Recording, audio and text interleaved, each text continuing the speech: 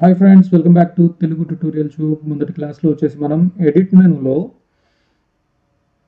Content aware fill వరకు అయితే చూస్తున్నాము. ఈ రోజు వచ్చేసి కంటెంట్ అవేర్ స్కేల్ అనేది చూద్దాము. ఇవి హైలైట్ అవ్వలేదు కదా, ఎందుకంటే ఇక్కడ మనం లేయర్ను ఒకదాన్ని అయితే ఆఫ్ చేసి ఉన్నాం అనమాట, అందుకని హైలైట్ అవ్వలేదు. జస్ట్ ఈ ఫస్ట్ లేయర్ని అయితే నేను హైలైట్ చేస్తున్నాను, చూడండి. ఓకే, ఇప్పుడు ఇలా తీసుకున్న తర్వాత ఇక్కడ చూడండి, ఎడిట్లోకి వెళ్దాము. కంటెంట్ అవేర్ స్కేల్ అనేది హైలైట్ అయితే అయింది. ఓకే, మీరు బాగా గుర్తుపెట్టుకోండి, కొన్ని ఇమేజెస్కి అయితే మీకు పర్ఫెక్ట్గానే చేస్తుంది. కొన్ని ఇమేజెస్కి ఏమవుతుంది అంటే అక్కడ ఉన్న కంటెంట్ని బట్టి కొంచెం కంటెంట్ కూడా చేంజ్ అవుతుంది. పూర్తిగా సేమ్ అలానే ఉంటుందని అయితే చెప్పలేము. కంటెంట్ని బట్టి ఈ స్కేల్ అనేది వర్క్ అవుతుంది అనమాట. ఇప్పుడు మనం చూస్తున్న ఇమేజ్కి అయితే పర్ఫెక్ట్గా వర్క్ అవుతుంది. కానీ కొన్ని లోగోస్కి అలాగ తీసుకున్నప్పుడు మాత్రం కొంచెం ఆ లోగో అనేది సైజ్ పెరగటము, కొంచెం అటు ఇటు అడ్జస్ట్ అయినట్టు కనబడుతుంది. ఓకే, మీరు ఇలా ఉన్న ఇమేజెస్ అయితే ఓకే, మీకు పర్ఫెక్ట్గా చూపించేస్తుంది. ఓకే, ఇప్పుడు చూడండి, కంటెంట్ అవేర్ స్కేల్ అనేది నేను తీసుకున్నాను. ఓకే, ఇప్పుడు దాని చుట్టూతా ఒక మీకు బాక్స్ అయితే వచ్చింది. Okay, transform box. అదేంటి, మనం అటు ఇటు జరుపుకోవచ్చు కదా. బాగా అబ్జర్వ్ చేయండి, ఇక్కడ ఉన్న ఇమేజ్ని మీరైతే బాగా అబ్జర్వ్ చేయండి. చూడండి, నేను దీని యొక్క సైజ్ని పెంచుతున్నాను.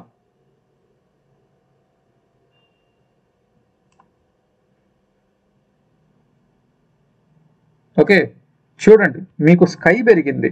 అలాగే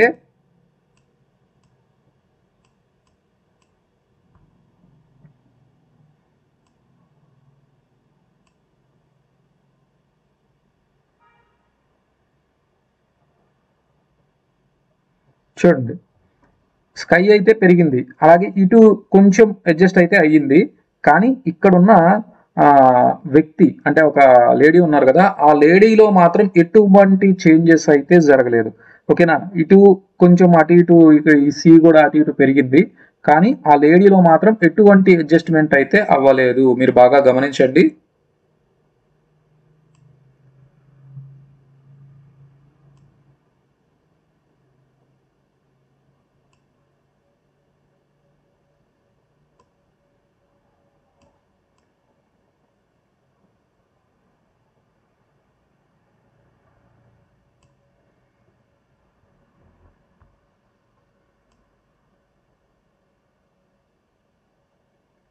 ఇప్పుడు చూడండి, మీకు అర్థమవుతుంది.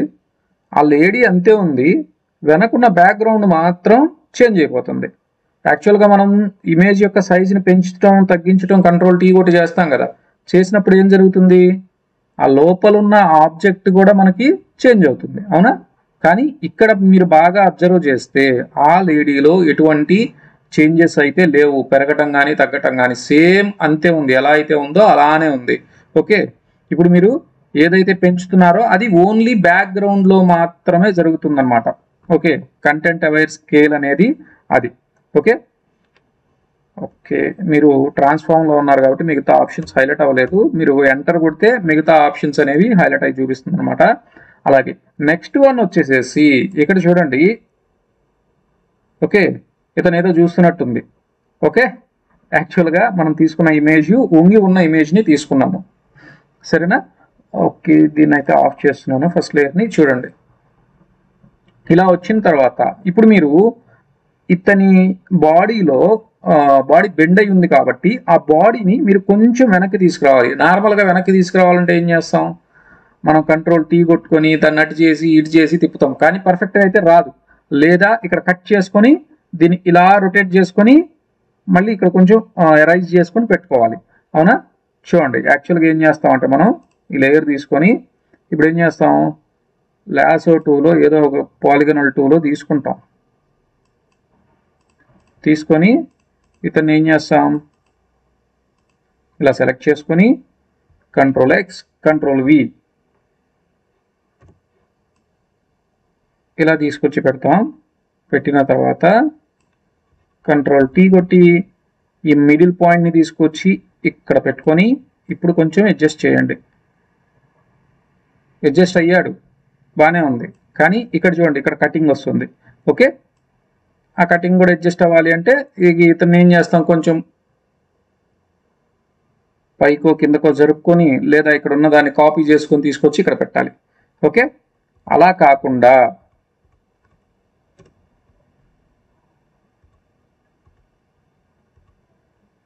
చూడండి కంట్రోల్ జెడ్స్ కొట్టాను, దీన్ని డీసెలెక్ట్ చేస్తాను. ఓకే, ఇప్పుడు నార్మల్ లేయర్కి అయితే వచ్చున్నాము. ఇప్పుడు చూడండి ఎడిట్లోకి వెళ్తున్నాను. ఇక్కడ పప్పెట్ వ్రాప్ టూల్ అనేది తీసుకుంటున్నాను.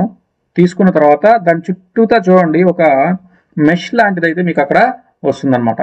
వచ్చిన తర్వాత మీరు మీ మౌస్తో చూడండి మీకు ఎక్కడెక్కడ పాయింట్స్ కావాలి అంటే, ఇప్పుడు మనకి బోన్కి నీ బోన్ ఉందనుకోండి, చూడండి జాయింట్ ఉంటుంది అక్కడ. ఆ జాయింట్ని మనం ఇలా మూవ్ చేస్తే ఏమవుతుంది, మన కాలు ఇక్కడే ఉంటుంది, కింద ఉన్నది మూవ్ అవుతుంది, అవునా?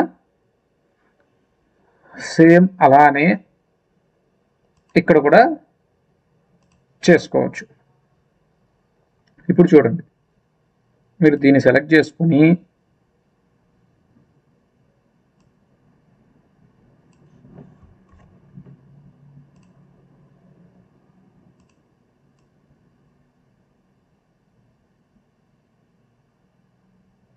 ఓకే, నెక్స్ట్ దీన్ని వచ్చేసాడు కదా. చూడండి మనకు ఎలా కావాలి అనుకుంటే అలాగా పర్ఫెక్ట్గా మాడిఫై చేసుకోవచ్చు అనమాట.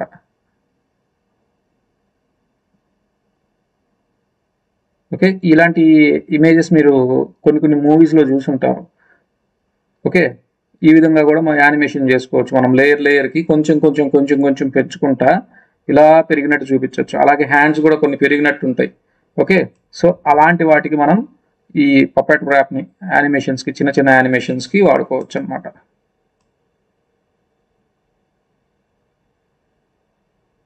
ఓకే,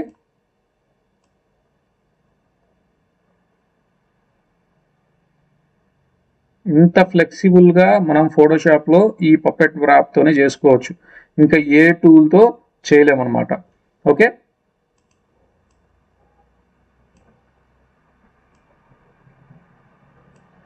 ఇది ఈ విధంగా అయితే చేసుకోవచ్చు. ఓకేనా? ఓకే ఫ్రెండ్స్, ఇది ఈరోజు క్లాసు.